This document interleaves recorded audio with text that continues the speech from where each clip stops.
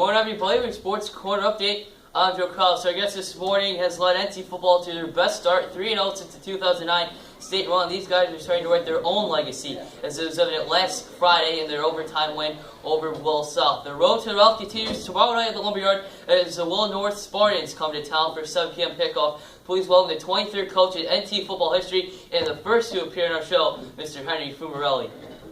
Coach, welcome to the show. Hey Joe, how are you? Good. So, Coach, you've basically been, football's in your blood, so when did you fall in love with the game of football?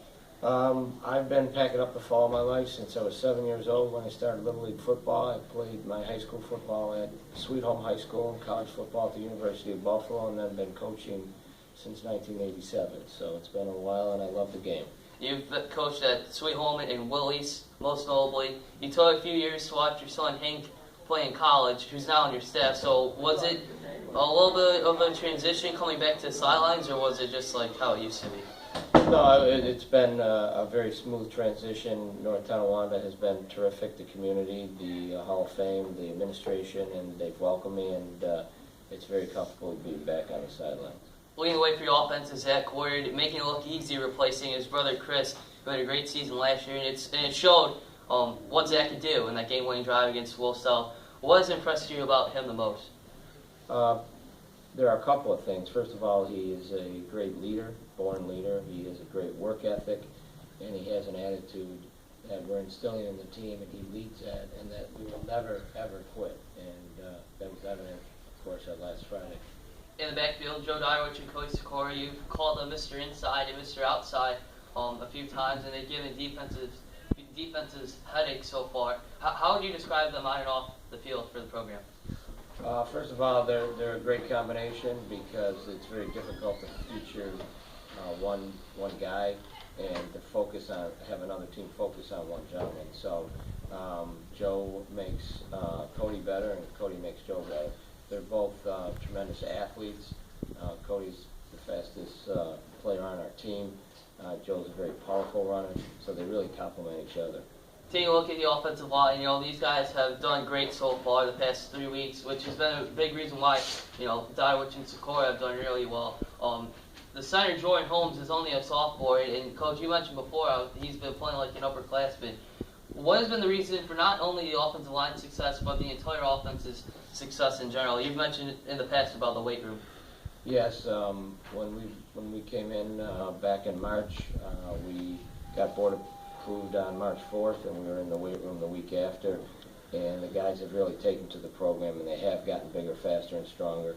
We have three guys that can bench over 300 pounds. We have a couple of guys that have box squatted over 500 pounds. So they're very strong and explosive, and they do wear down their opponents on the offensive line. That bell that you just heard a little while ago, that was a 5-minute bell. Reminder, today's the day of Warriors. We're joined by NT football coach Henry Fumerelle. Take a look at the defense. They're going to look to force more turnovers tomorrow night. They already have 10 on the season. Zach Ward and linebacker Marshall Esme have 16 tackles apiece. Pat Milbrand leads the team in picks with 2. But everybody's contributing in various ways on the defensive side the past 3 weeks. So how do you compare the unit's progression from when you took over in March to now week 4 of the season? Well, they really understand our system. We don't sit in one defense. We have 3 defensive fronts we use with multiple coverages, and we kind of move in and out of those, which make it very difficult for an offense to get a beat on us.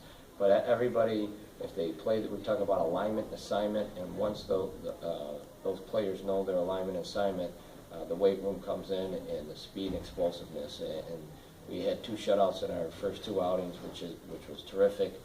And last week, they did a real nice job with a high-powered offense of Williamsville South.